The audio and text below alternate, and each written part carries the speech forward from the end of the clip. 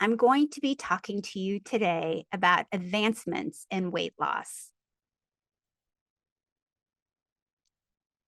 I have no disclosures. Is it okay if we talk about your weight? I'm not sure the reason you're joining in today. It may be for yourself, for a family member, for a friend, or you may be interested in the topic of weight loss management.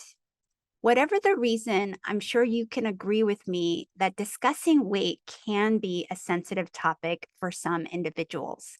This is a reason that I often start off my evaluation or interaction with patients by asking their permission if we can discuss their weight.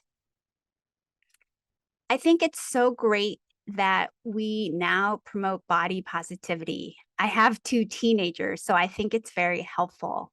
But I'm sure you can agree with me that society still values thinness, youth, and beauty. And we get a lot of mixed messages in social media. For example, I'm not sure if you watched the Oscars this year, but this was Jimmy Kimmel at the Oscars asking, is Ozempic right for me? Maybe you saw this, maybe you're in tune with what Ozempic is. Some of my patients have never even heard of Ozempic. But you can see that with the advent of newer medications for weight management, the messaging can be quite confusing, especially when you see a lot of celebrities using these medications. I think it's important for us to start at the same playing field with the same language. So I want to start out with the question, how do we define obesity in medicine? For better or for worse, the common index we use is called body mass index. And we have different cut points. For example, to define someone as being overweight, we say a body mass index of 25 or greater. And then for obesity, it's body mass index of 30 or greater. In case you're not aware, body mass index is calculated based on your weight in kilograms over your height in meters square. I want to point out that for certain individuals, such as Asian individuals, the cut point can be different, with overweight being defined as a number of 23 or greater. I also want to point out there's this category. It used to be referred to as normal weight category. Some people refer to as healthy weight category. I sometimes think about it as an aspirational category because only 25% of adults today aged 20 and above are in this particular category. And over 70% are either overweight or obese. I like to tell my patients these numbers because a lot of my patients have so much guilt over being overweight. And I need to remind them that in our current society, it's very easy to gain weight and it's very easy to be overweight and obese. And in fact, a majority of adults are overweight or obese. You may have heard on the news that prevalence of obesity is increasing. On this slide here, I show years on the x-axis and the percent of individuals who are either obese or overweight. Remember, individuals are defined as having obesity when their body mass index is 30 or greater. And these lines represent men in solid lines and women in dotted lines. The prevalence of obesity has been increasing, especially since the 70s. You can see that there is a continuing increase in the prevalence of obesity. There's also increase in prevalence of severe obesity, defined as a body mass index of 40 or greater. The category which is not shown here is that aspirational category. And that is what has been declining as rates of obesity has been increasing. What accounts for this increase in obesity? That is not the focus of my talk today, but of great interest to many investigators in the United States as well as all over the world. But you can appreciate there are multiple factors, not just one, which explains the increase in obesity today. And it can include genetics as well as the environment, in addition to our intake of food, as well as energy expenditure through physical activity. And even something such as genetics can be very complex. It's not just the genes we were born with, but how these genes are expressed. And the environment may be things that you're not even considering, such as climate change, for example. So there's a lot of interesting research in this area, but I will just highlight that our current society is ripe for increasing weight, not decreasing weight. I like to think about obesity beyond the body mass index. And when I work with patients, I like to understand what led to their weight gain, consider multiple factors. But I also discuss with them how the weight gain and obesity may be affecting their health. And we look at their medical health, their mental health, as well as their functional health. This is one obesity staging system, but there's multiple. This is the Edmonton Obesity Staging System.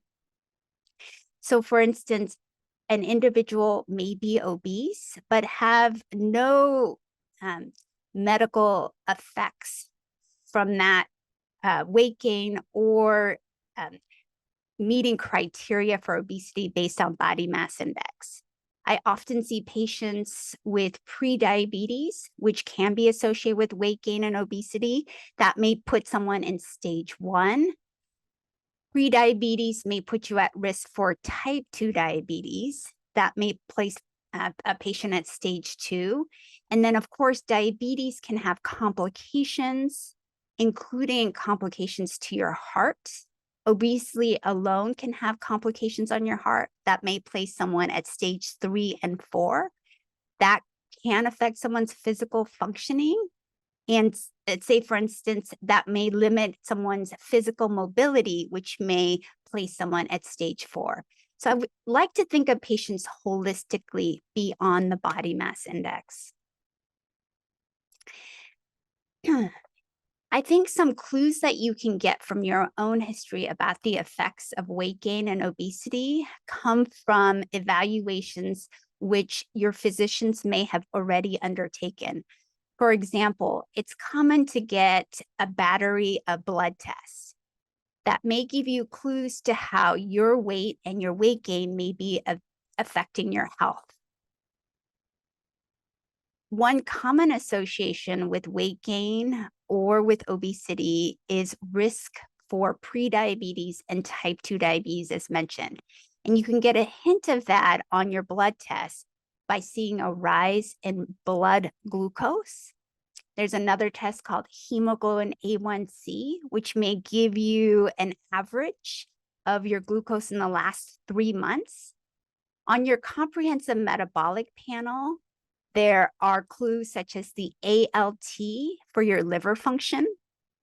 And then your cholesterol, something to look for is triglyceride concentration, which is a type of fat, and HDL, high density lipoprotein, which some people refer to as the good fat. So lower levels may occur with weight gain and obesity. And then we look at all your organ systems. This slide only represents some of them, but we look at your heart, your kidney, your liver.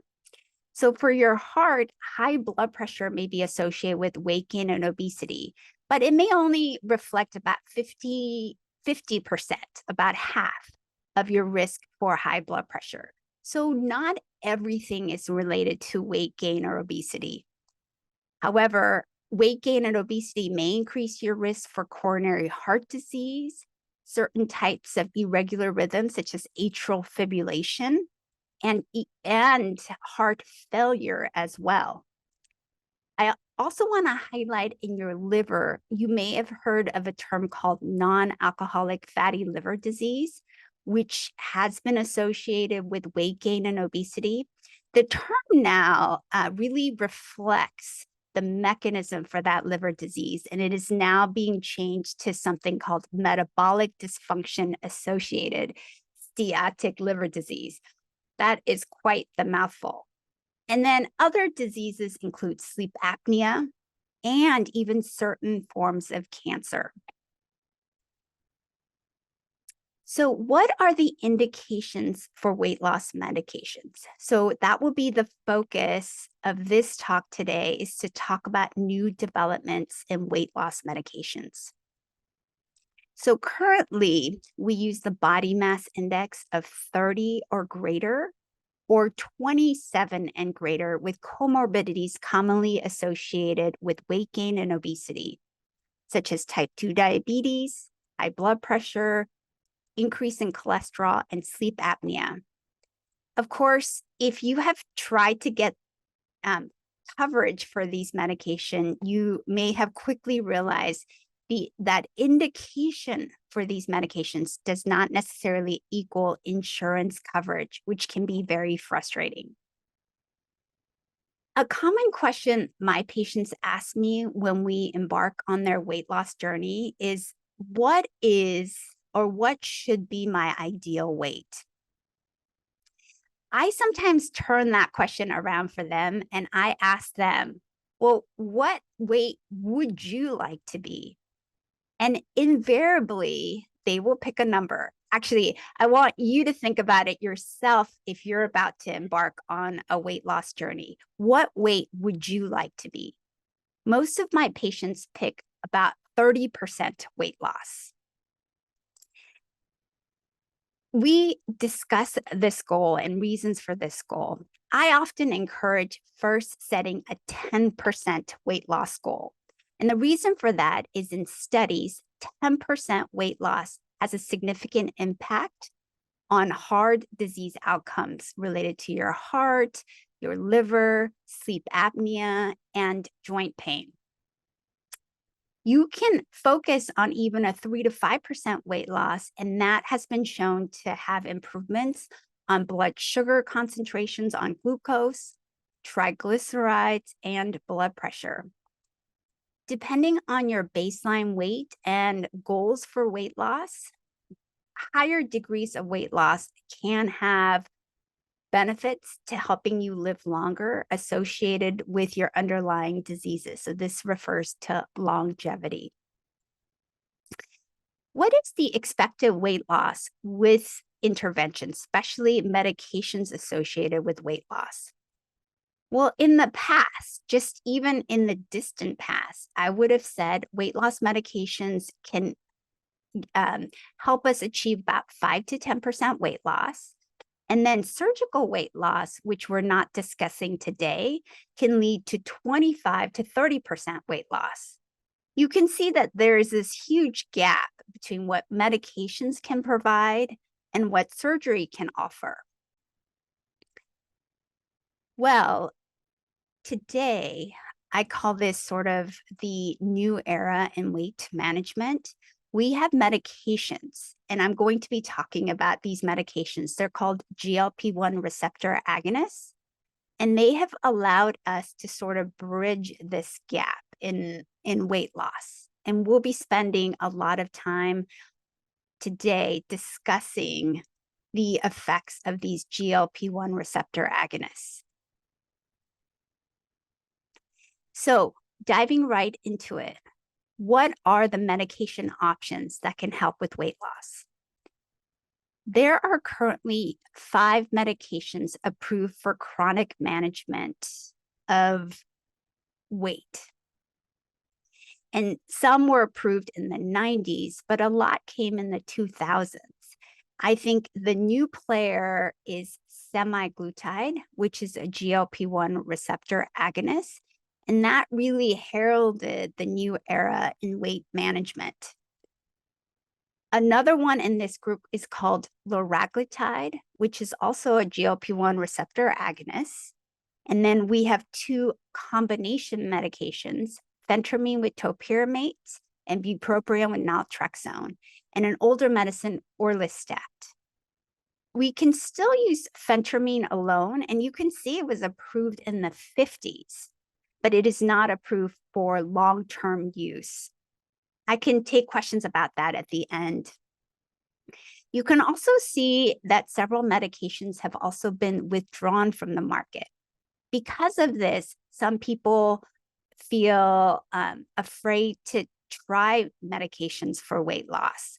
But I will say with semaglutide and liraglutide, we have found that current options can be very beneficial for patients, and I will be discussing some of that result today. So let's talk about the specific numbers. This includes 5 of the medications currently approved for the long-term management of weight. And on the y-axis here is weight loss at 1 year. So some of the older medications, they helped us achieve 5 to 10% weight loss. It is greater compared to the placebo arm. So the drugs were better than placebo. But you can see semaglutide is associated with much greater average weight loss at 1 year, about 15%. And so this is why I say this marks sort of the new era in weight loss management. How do these medications work? All of these medications, except for orlistat, decrease appetite. And they generally decrease appetite centrally in the brain. Orlistat works by decreasing absorption of about 1/3 of the fat intake. When we think about centers in the brain that affect our appetite and our eating, there are 3 broad areas. I have really simplified this. So if you're horrified by how simple this is, you can let me know in the chat. But there are 3 centers. There's the homeostatic control center. This is where there are hormonal feedbacks that affect our hunger. And there's hedonic control of eating, which is eating for pleasure. And there's executive control of eating, deciding to eat. And that can be affected by many things, including social feedback and environmental cues.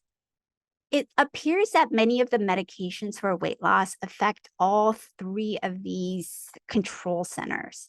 And then behavioral management may affect this executive control. But I have really simplified a very complex process.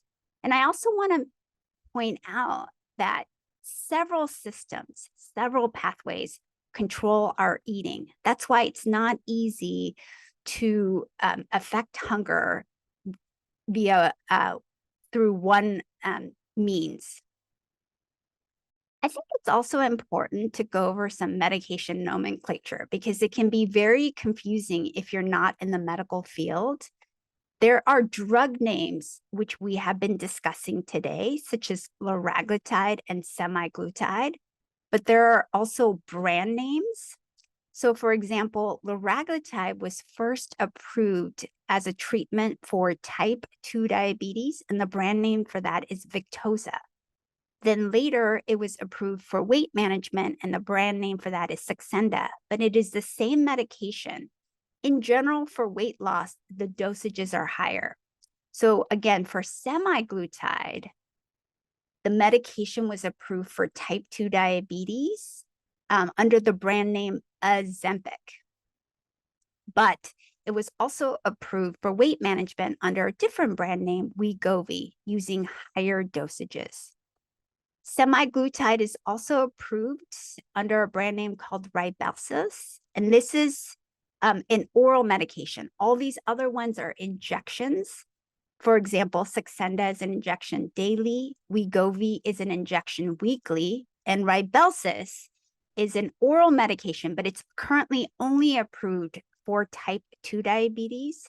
There is an oral formulation of semaglutide that is being developed for weight management. And then there's another drug I'm not going to talk about in detail called tirzepatide. It is also a GLP-1 receptor agonist, but it also works on another protein called GIP. So it's a dual GLP-1 GIP agonist.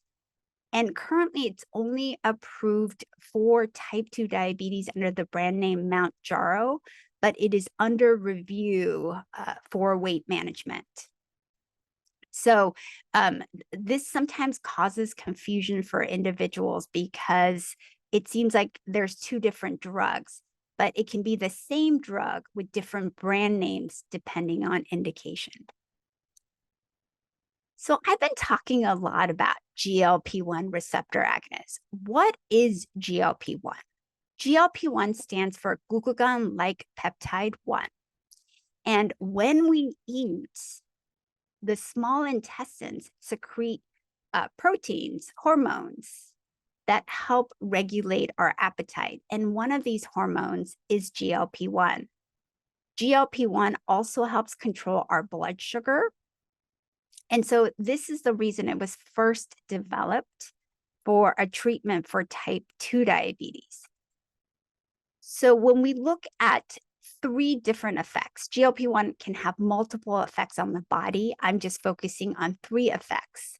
It can work on the pancreas to increase insulin and lead to lowering in blood glucose. This is the reason this was first approved for the management of type 2 diabetes. But we also know that GLP-1 can work in your gastrointestinal system to slow gastric emptying and to decrease gastrointestinal motility. It also works in the brain, as we discussed, to decrease appetite and improve sense of fullness. So these two actions can lead to decreased appetite and decrease in weight. Now, a question patients often ask me is, these medicines just got approved. Are they safe? I just want to remind you that GLP-1 receptor agonists were first approved for the management of type 2 diabetes, and the first drug in this class was actually approved in 2005. And this first drug mimicked a protein in the saliva of this lizard, the Gila monster. So we have a lot of experience with this class of medications since they were approved almost 20 years ago. Let's look at the nitty-gritty of weight loss on GLP-1 receptor agonists. I'm going to be focusing on semaglutide. And this looks at degree of weight loss on individuals who were randomized to semaglutide or placebo for over a year. And this includes the percent of participants. If you look at how many lost 5%, 10%, 15%, 20%, a majority of individuals were able to lose 5%. But I do want to point out there are individuals even on these drugs that do not lose weight, about 15%. On average, the weight loss is 15%, and that reflects about half the individuals losing 15%. There are, of course, individuals in the placebo arm that can also lose 15%, but you can see that it's a much smaller proportion. I have some numbers up here, 15, 20, 25. So 15% reflects the average weight loss with semaglutide at the top doses. So remember, it's average. There are drugs that have been reported in the literature that can perhaps lead to 20% average weight loss and 25%. So these drugs are not approved, but they're in the pipeline. So I think that kind of explains my excitement about talking about these medications. And I will hint at those drugs at the end of this presentation.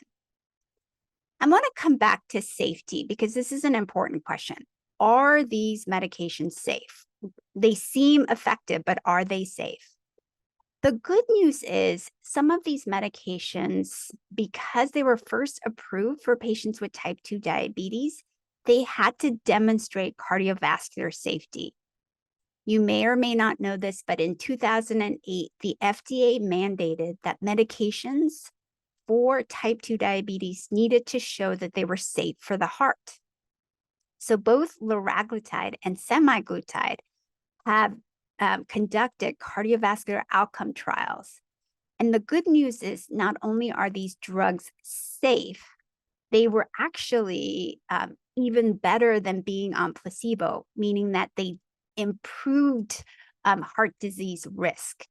So one of the outcomes in these trials, or a common outcome in these trials, is something called MACE, and that stands for Major Adverse Cardiovascular Events. And that's a composite outcome, and it includes death from heart disease, non-fatal MI, which stands for myocardial infarctions or heart attacks, and non-fatal stroke. So these medications not only were safe, they actually reduced major adverse cardiovascular events.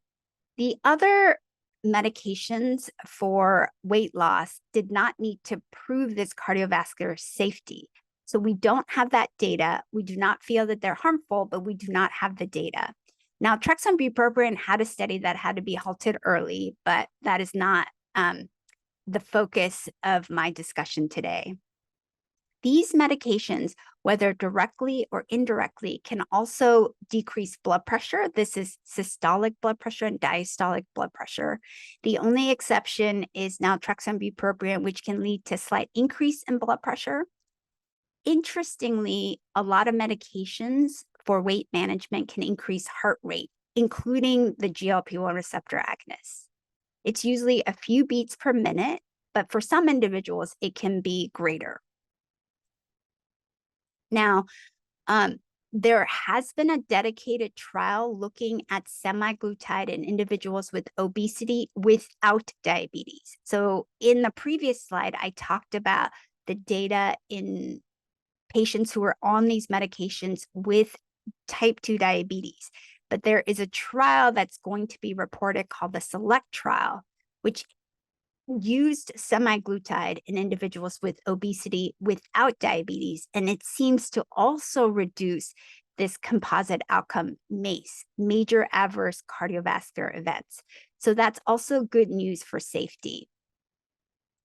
Of course, all medications have side effects, and you may have heard on the news that some of these GLP-1 receptor agonists are associated with a lot of gastrointestinal side effects. They include nausea, which is common. Some individuals get diarrhea. Some individuals get constipation. I do want to highlight that the other drugs available for weight management can also have gastrointestinal side effects, such as naltrexone can lead to nausea. Phentermine topiramate and naltrexone bupropion can be associated with constipation. And orlistat, because it decreases absorption of fat, can lead to diarrhea. So gastrointestinal side effects are common. However, with the GLP-1 receptor agonist, because of their mechanism of action, we may expect more gastrointestinal side effects. You may have heard about these on the news. There's a term called gastroparesis, slow gastric movement, and ileus. You may have heard that they recently added this to the package insert, that GLP-1 receptor agonists can lead to intestinal blockage. That's slowing of the digestive tract mobility. And this can enhance the symptoms of nausea, vomiting, bloating, abdominal discomfort. And I know that doesn't sound pleasant, but most individuals can tolerate these medications. But there are subsets where the side effects are too limiting. I often go over these medications in detail and their side effects, and I try to go over this animated graphics with my patients when they're starting these medications. First, we start at a low dose and increase slowly. And we only increase the dose when patients are able to tolerate it. But I also advise, because of the way these medications work, you have to change your eating habits. So some of the advice that we give: eat slowly, eat small portions, eat mindfully, And this is only a partial list. So it's very important to prepare to take these medications. I should also mention these medications are very popular and they're in great demand. So I think the major challenge right now is the shortage in the medications. The final part of this talk, I want to talk about this question I often get. When do you think I can stop taking these medications? And I often tell patients, these medications have been very effective for you. So why do you want to stop? And I can understand someone's desire to be off medications, but if they're effective, when you stop, there's a great chance that you may regain the weight. There was a study done with semaglutide, and after you stop taking the medication, within that first year, individuals gain back 2/3 of the weight that they lost. So look at this slide here. On the x-axis is time, and on the y-axis is body weight percentage decrease from baseline. So again, on the medication, you can decrease your weight 15% or more in this particular study. When you stop, you have an increase in your weight and you can regain back 2/3 of the weight that you lost. Now, depending on how much you lost, your end result may be different, but you can see that every curve shows an increase back towards your baseline weight when you stop taking the medications. So we have to think about weight loss differently. If you were on a medication, let's say for management of blood pressure, the goal wouldn't be to stop the medication when you achieved your target blood pressure. And we may need to think about weight in the same way. However, every person's situation is different. So I often like to have what we call shared decision making on, when to start these medications and when to consider if it makes sense to hold or reduce the dose of the medications. I do want to point out that weight regain is a common phenomenon, regardless of whether you're on medications or not. This is a compilation of studies that had a structured weight loss program. And this is the percentage of lost weight regained. By 5 years, individuals regain back over 75% of the weight that they lost. So there's a constant push-pull with trying to lose weight, and it's very easy to gain weight and regain the weight. There are more factors than what's listed here, and I like to point out a term called exposomes, all the environmental factors that work for and against us in terms of our weight. Do you guys remember a show called Biggest Loser? So the focus of this show was to get contestants and help them lose weight. And the winner was the one who lost the most weight, the biggest loser. And this is season 11 winner, Olivia Ward. At the NIH, they studied some of these participants as they were on their weight loss journey. And this includes 14 participants. You can see the average weight loss at the start of this competition was over 300 pounds. And then at the end of the competition at 30 weeks, individuals lost a whopping 39% of their baseline weight. So pretty great. And this was without medications. At follow-up, at 6 years, past the competition, there was a lot of weight regain, but still some weight loss compared to baseline. And when researchers looked at what affected the weight gain, individuals who had greater physical activity had decrease in the weight gain. So I want that to be a great message here. So if you look here on the right-hand side, this is amount of physical activity that was changed from baseline before the competition. So the greater your physical activity, the lower the weight regain at 6 years. They also looked at change in caloric intake, which didn't seem to affect these results, but sometimes it's hard to get good caloric counts. My parting words to you is, even though we've been talking about these amazing medications to help with weight loss, lifestyle changes are foundational. We don't have time to focus on that. But if I could give one piece of advice, I would say try to focus on lowering the amount of ultra processed foods that you consume if possible. I also am a huge proponent of trying to increase physical activity.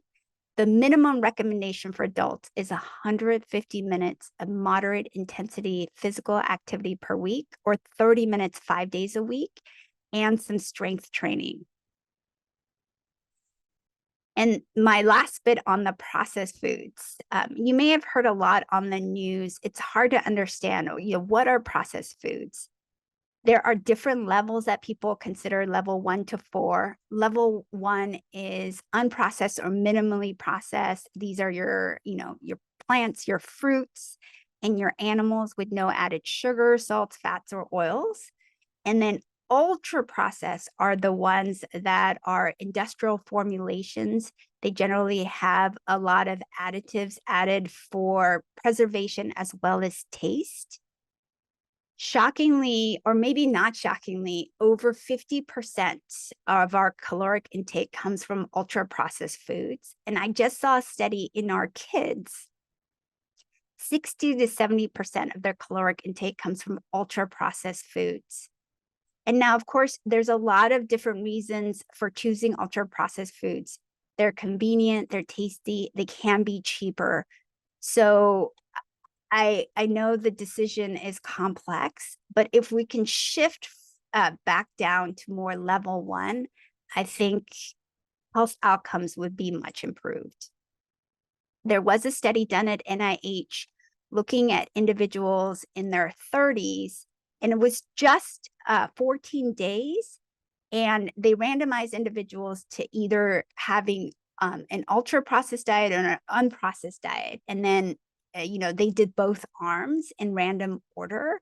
And it was very surprising to me, the results in this study. Again, it was only 14 days of these diets, and they were allowed to eat as much as they wanted. And what they found was when you were on the ultra processed diet, you generally tended to eat 500 more calories than when you were on the unprocessed diet. Now, if you have kids, you may understand these choices. But when they asked participants, there wasn't a great difference in hunger or what they felt about the food. However, there was definitely a higher intake of the ultra processed foods compared to the unprocessed foods. And that was associated with some changes in their weight in only 14 days. So I'm going to leave you with the teaser. We've been talking a lot about the GLP-1 receptor agonists. Again, these proteins are secreted after we eat from your GI system, and they help control blood sugar and your weight. There are other proteins and hormones that are secreted. There's also GIP, and there's a GLP-GIP dual agonist that's currently approved for management of diabetes, which is under review for weight management. There is also in the pipeline a triple agonist. Some people call this the triple G, with glucagon, which is made from the pancreas, which is also having great weight loss results. And then there's multiple proteins that I can't discuss, but there's also amylin from the pancreas. And there are different combination of these drugs coming out in the future. So we're in a great time for weight management with much more options that are very effective and hopefully safe. I still want to leave with the parting advice that lifestyle changes are foundational for health and weight management. Thank you, and I'm happy to take your questions. Thank you for listening to that presentation. I do have questions in the chat, and if you want to take some time to add more questions, We actually got a slew of questions even before the presentation, which I was excited to see. And I want to try to organize um, those types of questions. In the chat, I've been getting questions about if, which medications are right for me and which ones would be contraindicated. Obviously, that is a question that needs to be discussed with your physicians. But I would say the thing that excites me is the GLP-1 receptor agonist compared to the other medications that were previously available, I feel are better suited for patients who may be at higher risk for side effects. Somebody asked me if they have high blood pressure, which ones would be indicated. And the nice thing about GLP-1 receptor agonists is they actually can have a blood pressure lowering effect independent of even weight loss. And they've been shown to have cardiovascular benefits. So that would be a great option. Some of the other medications available for weight management are contraindicated if you have uncontrolled blood pressure. When you do lose weight, though, the blood pressure generally does come down, but the blood pressure would need to be controlled if you want to use the drugs that are not GLP-1 receptor agonists. I had some questions, especially in the postpartum period. I can appreciate as a female that is a very difficult time and you're anxious to try to lose weight.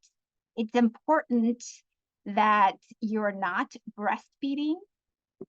These medications, of course, have not been validated to be used during pregnancy, but postpartum, they can be used as long as you're not breastfeeding. And then, the age question has come up quite a bit because Medicare is trying to decide on how to, or who would benefit the most from these medications.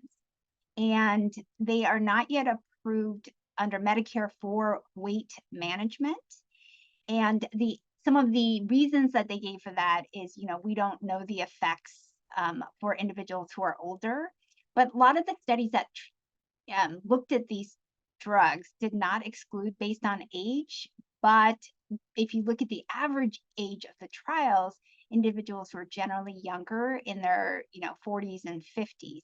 So I don't have a good answer. I wouldn't put a specific cut point to age. It really depends on the reasons you want to lose weight and your comorbidities, and if it makes sense that these drugs would help you.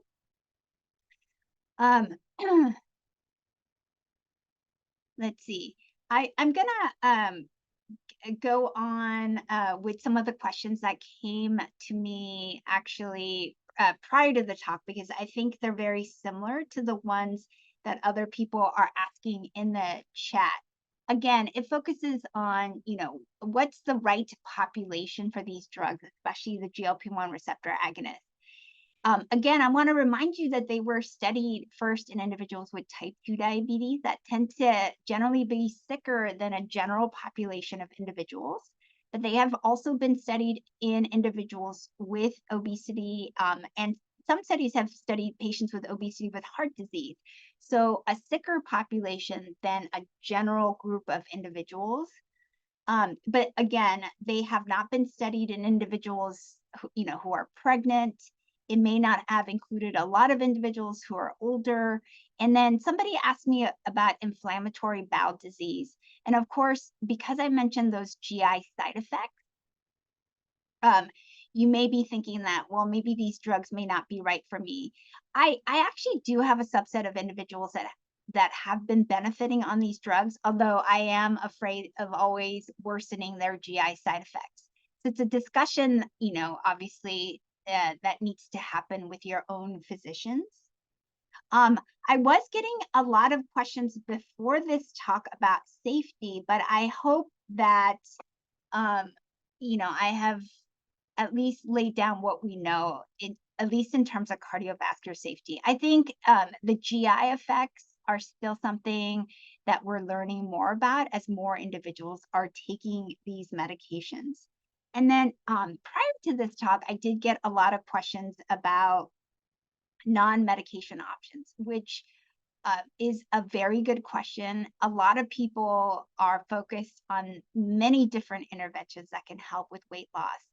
But in general, lifestyle changes, again, I want to say that they're foundational, they're very important, but it's something that, especially as a physician that works with patients, I'm always talking about and encouraging, but I can't go and do that with my patients.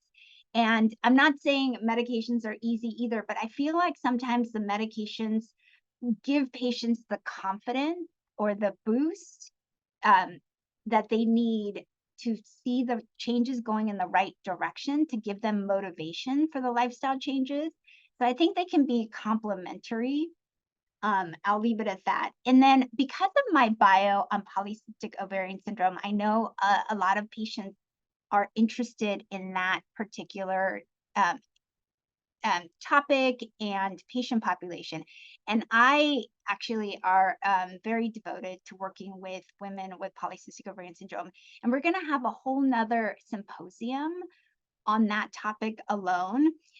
But I will leave you with this is that many women with polycystic ovarian syndrome struggle with weight. And I will say, if you have polycystic ovarian syndrome, gaining weight will make your symptoms worse. However, you can have PCOS and be any size. So size is not part of the diagnostic criteria for polycystic ovarian syndrome. And when women with polycystic ovarian syndrome are struggling with their weight, we do discuss some of these medications. Um, in another chat, people ask me about a related drug called Jardiance. I won't really discuss that, but that's another drug that was initially developed for treatment of type 2 diabetes. It's in a class called SGLT2 inhibitors or sodium glucose cotransporter inhibitors. And they have also shown benefits for the heart and the kidneys. They also can be associated with weight loss, but they are not approved for the indication specifically to lose weight. Let's see. It's sometimes hard to look at the questions in that, but I think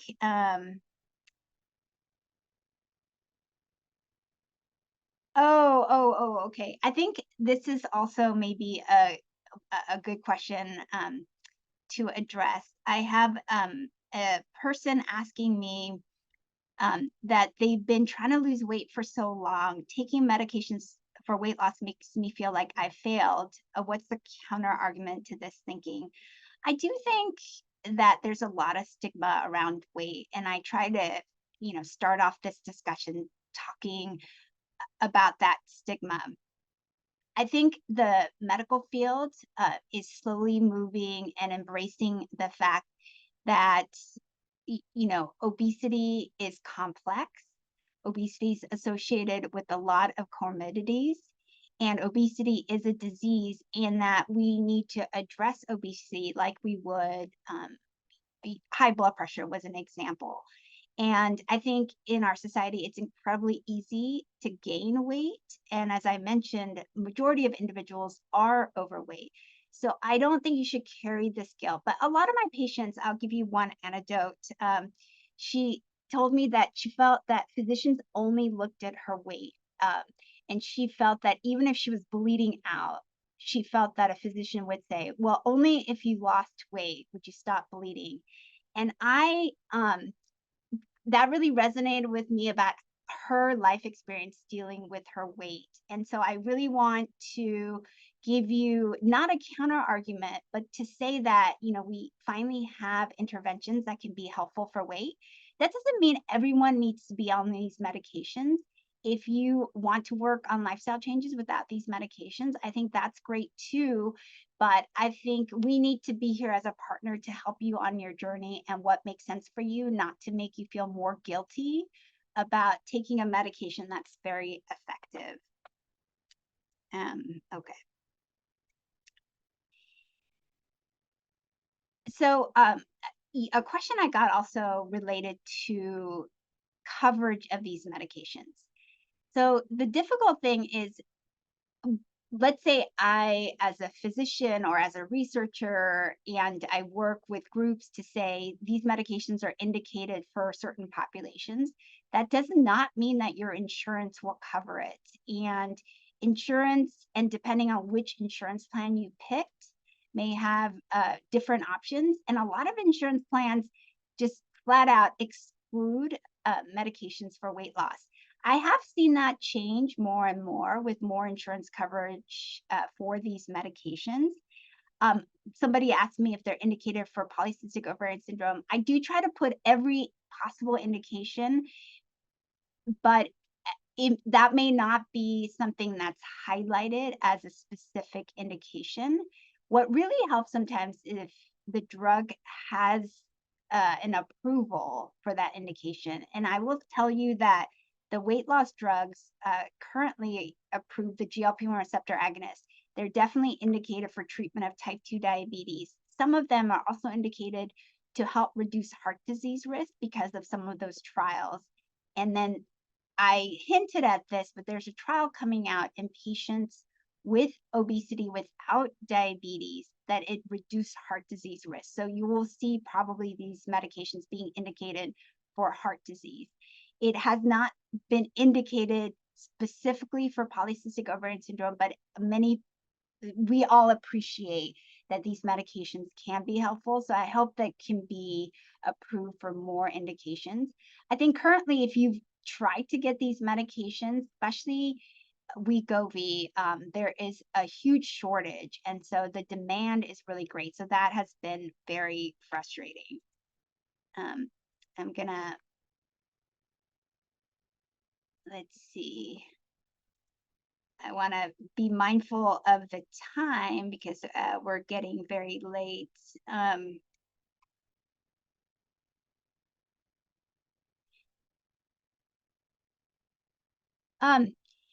So I also get sort of the sentiment of feeling depressed with the constant cycle of trying to lose weight.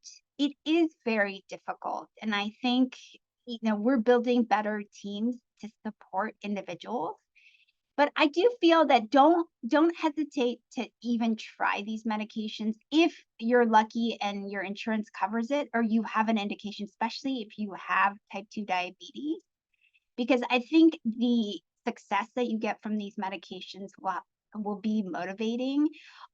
And I know people sometimes I'll say, oh, you really need to talk to a dietitian, and someone will say, oh my gosh, I've really talked to so many. I could write a book on this, which may be true, but there may be some individuals you click with more than others. And then working with a whole team that supports you can be very helpful. Okay, and I was wondering if I would get these kinds of questions, especially about Ozempic, because it's been on the news a lot. Someone asked me about Ozempic face. Um, those kinds of results really depend on how fast you're losing weight.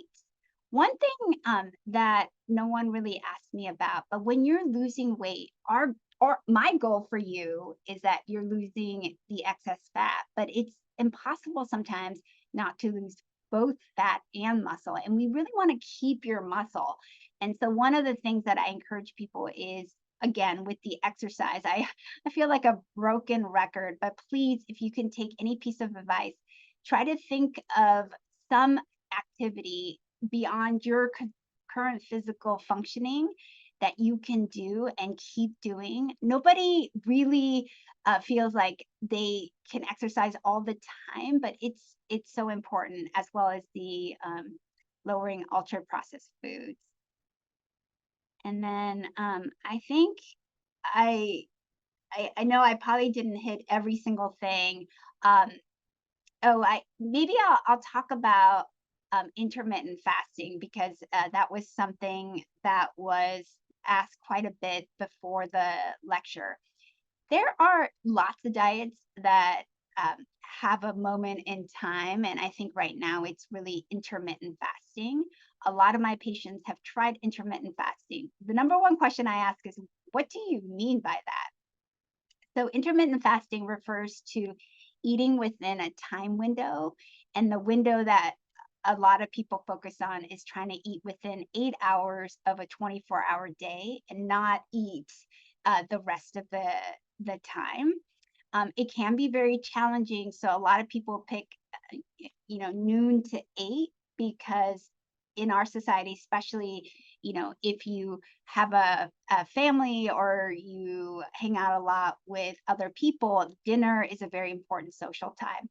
I will say there's probably better evidence for shifting that time window earlier, where it includes breakfast and then stop eating earlier. But that can be hard for someone socially. But even if you focus on, slightly earlier dinner, it may be beneficial. And the reason for that is there's this thing called chronobiology, where um, all of our organs work on some sort of a time mechanism. So, just like, there's sort of 24 hours in a day, we also function kind of with some sort of rhythm, a clock. And some people say it's over 24 hours. But when we wake up in the morning, we're sort of expecting to eat, at that time. And when it's close to bed, we're expected not to eat. However, because of our society, we tend to shift most of our eating at night. So it kind of works against our timing. So if you can, shift more of your eating forward and less at night, that can also be helpful. And then I think, boy, I've talked a lot. One of the things I miss about being in person is not getting to see your faces and your direct questions. But I appreciate the attention that you have put into this talk. Thank you.